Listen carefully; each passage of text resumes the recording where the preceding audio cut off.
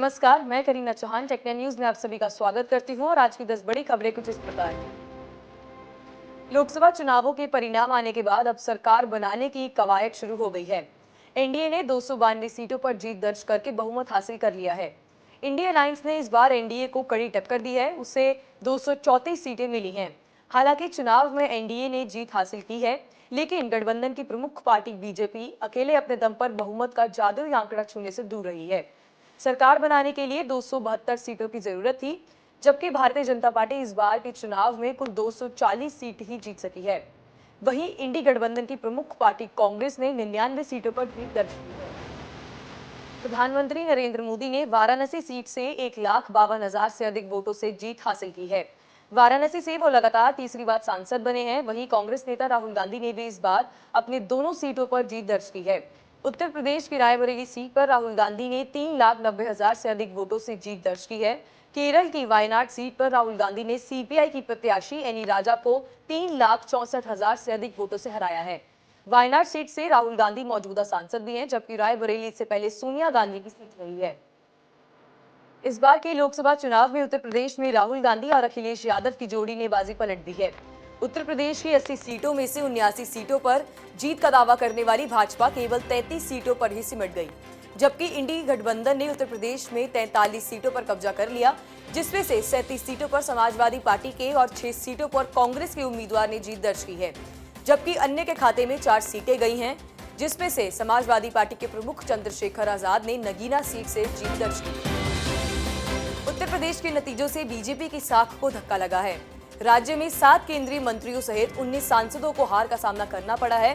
PM Modi व केंद्रीय रक्षा मंत्री राजनाथ सिंह की जीत का अंतर भी बीते चुनावों से कम रहा। पार्टी के कई दिग्गजों को चुनाव में हार का सामना करना पड़ा।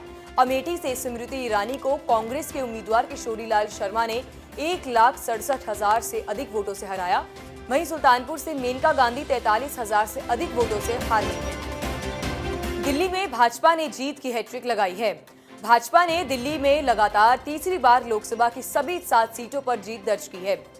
दिल्ली में भाजपा प्रदेश अध्यक्ष मनोज तिवारी ने उत्तर पूर्वी दिल्ली में कांग्रेस प्रत्याशी कन्हैया कुमार को 1,38,000 वोटों से हराया है।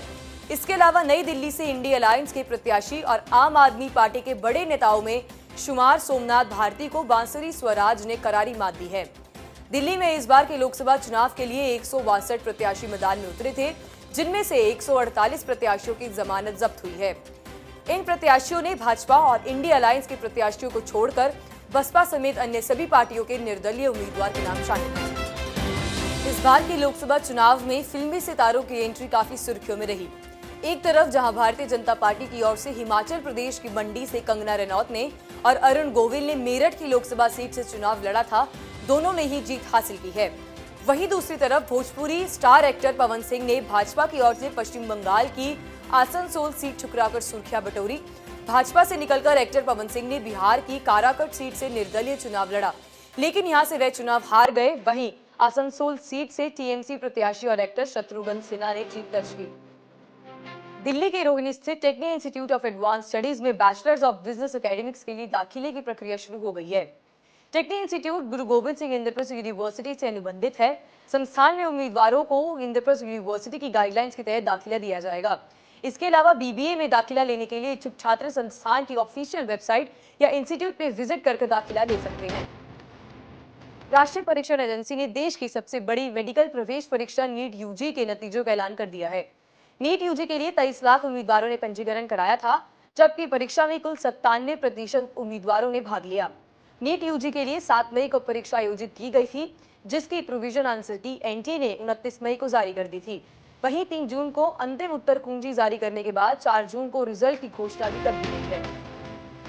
मंगलवार को आईसीसी टी20 क्रिकेट विश्व कप में टी20 क्रिकेट का सबसे कम स्कोर का मैच रहा। दक्षिण अफ्रीका ने न्यूयॉर्क में श्रीलंका को 6 विकेट से हरा दिया। पहले बल्लेबाजी करने उतरी श्रीलंका टीम 19 ओवर और एक गेंद में 77 रन पर ही ढेर हो गई। श्रीलंका के लिए सबसे अधिक कुशल मेंडिस ने 30 गेंदों में 19 रन बनाए। दक्षिण अफ्रीका ने 78 रनों के लक्ष्य को 17वें ओवर में 4 विकेट पर 80 रन बनाकर हासिल कर लिया। अजय देवगन स्टारर मैदान इस साल की मच अवेटेड फिल्मों में से एक रही है। 10 अप्रैल 2024 को सिनेमाघरों में रिलीज होने के बाद फिल्म को अब ओटीटी प्लेटफॉर्म अमेजॉन प्राइम पर स्ट्रीम किया जा रहा है। फिल्म भारतीय फुटबॉल खिलाड़ी सैयद अब्दुल रहीम की बायोपिक है। फिल्म का निर्देशन बधाई हो फिल्म के निर्देशक अमित रविंद्रनाथ शर्मा ने किया है। अमेजॉन प्राइम का सब्सक्रिप्शन लेने वाले यूजर्स को फिल्म के लिए कोई अलग से चार्ज नहीं देना होगा। आज के लिए बस इतना ही। देखते रहिए टेक इंडिया न्यूज और चैनल को लाइक, सब्सक्राइब और शेयर करना ना भूलें।